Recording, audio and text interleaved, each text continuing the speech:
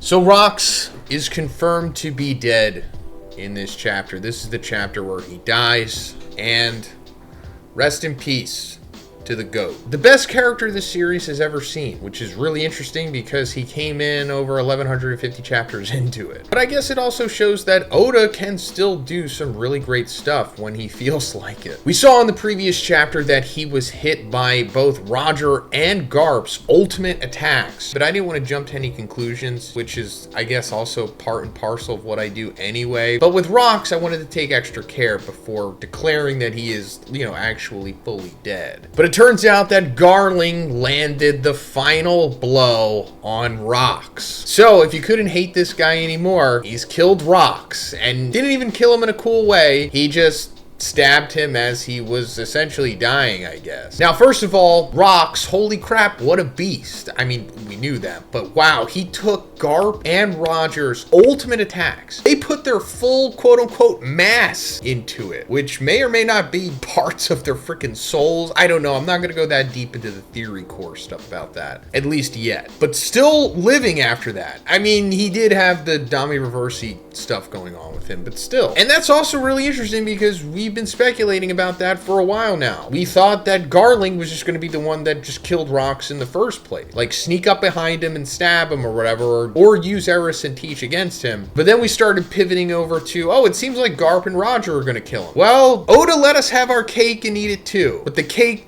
wasn't good. It was just foul, disgusting cake that he's force-feeding us. And obviously this doesn't really mean much because we already saw Rox earnestly fight Garling and he basically low-diffed him. And I guess this is why Garling is the champion of God Valley, because he killed Rox. And it also goes back to what I've been talking about for a while as to why I thought Garling was going to kill Rox, and it's because when we first see Blackbeard meeting Shanks as kids, like when the Roger Pirates and the Whitebeard Pirates meet up, he hates Shanks right off the bat. And then, years after that, Blackbeard winds up fighting Shanks at some point and gives him that scar across his eye. And I was wondering, well, why does he hate him so much? Other than Shanks being a celestial dragon and Blackbeard being a D, it's Garling probably killed Rox. And then also raises the question of, how does Blackbeard know that? Unless that information was, released to the public, yes, Garling killed Rox. Although, according to Sengoku, it makes it seem like Garp was the one who took down Rox. Then again, Blackbeard knows a lot of stuff, and we don't know how he knows those things, so I guess we'll find out. But man, Blackbeard's kind of justified, especially because Shanks does know what is going on. He did return to Mary Joie and was nah, this place isn't exactly for me. But still, it's Shanks, you're making it hard to like you, man. Now, also, unfortunately, it doesn't seem like there's any kind of soul transfer stuff going on here, or at least it's not being shown in this chapter. We thought that maybe before Rox died, he did some Buccaneer magic or some Davy magic to put a part of his soul into Teach or something. And if that sounds weird, I know it is weird, but it's just one of those theories that we've had for a very long time now. But nothing is being at all alluded to that, at least in these initial spoilers that we're getting. Maybe we'll get more in the full summary, hopefully, if we get it tomorrow. And if you haven't already, please subscribe for that. We're almost at 300,000. I think we can get that before this year is over. I mean, it's going to kind of be difficult. I'm really going to have to get some viral videos, I guess, to get at least 4,000 more subs. But I think we can do it. And I say subscribe because, I don't miss One Piece chapters. I've been doing this for 6 years now. I started in Wano. I haven't missed a chapter since. So if you subscribe,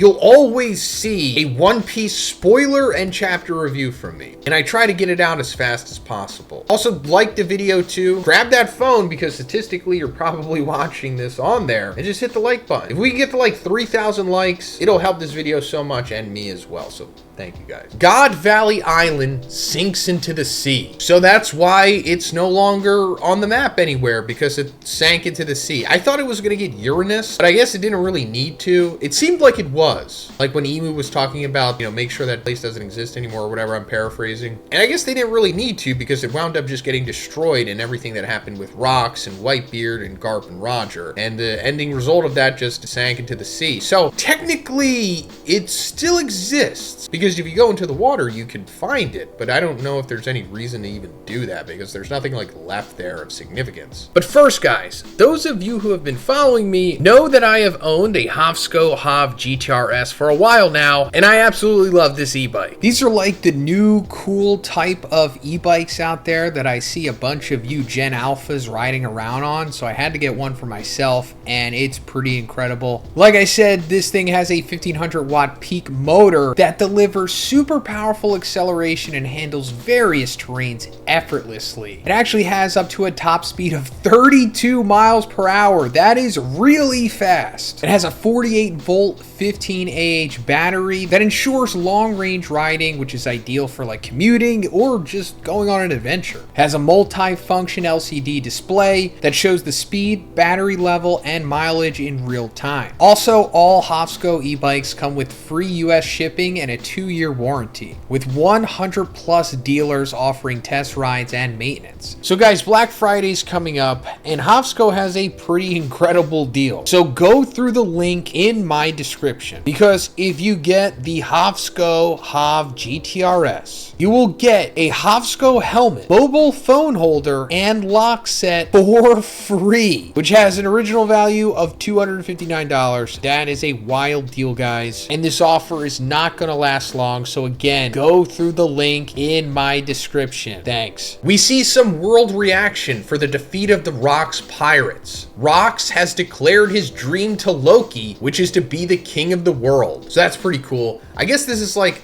a flashback within a flashback, and it totally makes sense because we found out that Davy Jones, or Davy D. Jones, was the king of the world at some point. And I don't know if he was like literally the king of like the actual world, but it seems like he was for sure the king of the Great Kingdom, or the Ancient Kingdom, which was like, I guess, the main point of the world. It was the strongest civilization. Like Egghead essentially represents what that place was like. So if you were the king of that, then, you know, you could say that you were the king of the world, even though I guess you technically, literally weren't. So Rox feels as though he should be the king of the world since he comes from that lineage, and therefore Blackbeard does as well. And that's what Blackbeard's ultimate goal is too, to become the king of the world, because technically, going off of how monarchies work, and I'm not supporting monarchies by any means. Oda likes to support them in the One Piece world because, I don't know, through his eyes, it's like a good thing because they're all benevolent or whatever, but just going by that, Blackbeard should be the king of the world, or just the king of something, even though the Ancient Kingdom doesn't exist anymore. I guess Blackbeard should be sitting on the empty throne in Mary Joie, you know, the way that it kind of worked in Game of Thrones. And this might have something to do with Loki's motivation going forward. Maybe he winds up joining the Blackbeard pirates, because at this point, why wouldn't he? If he finds out that Blackbeard is the son of Rox, then he for sure is going to join him and then try to put him on the throne, right? I mean, makes sense to me. A scene when Roger found Shanks in the treasure chest. Okay, we got that out of the way. Don't really need to focus on this too much. We talked about it many times. Dragon got taken to prison.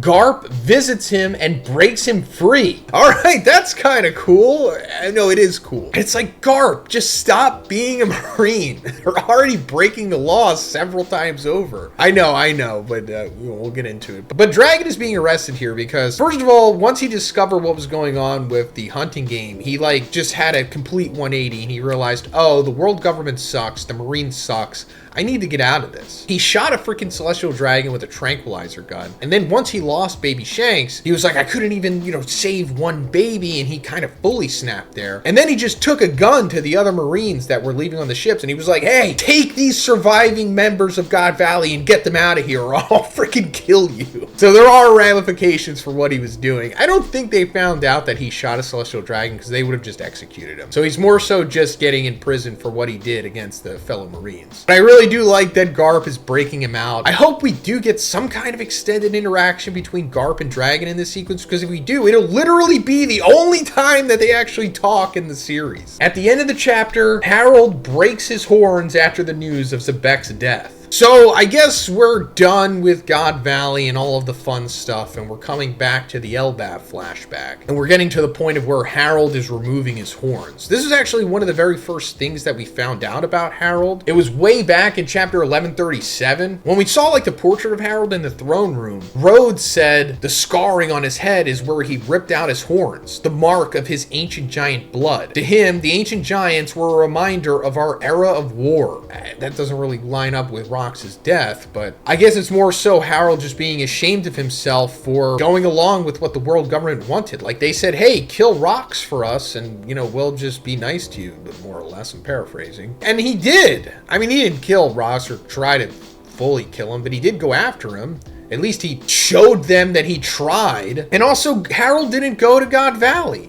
I mean, I guess he wasn't really supposed to, but he didn't even try to help Rox. And Rox would have definitely helped Harald. So it's like, Harald, I don't really feel bad for you. You kind of suck, to be honest. The only good thing about you is that you're really powerful, but you never really did anything with that power anyway. But I'm sure as we go more into this flashback, it's going to show Harald was this great guy this whole time, which it already has, but I guess even more so. And then once we eventually get to his death, it's going to be like really tragic, and he was the greatest guy that ever lived and all this stuff. But let me know what you think about this chapter in the comments, guys. If you liked the video, please give it a like and please subscribe if you haven't already. Have a great day, and I'll see you in the next one.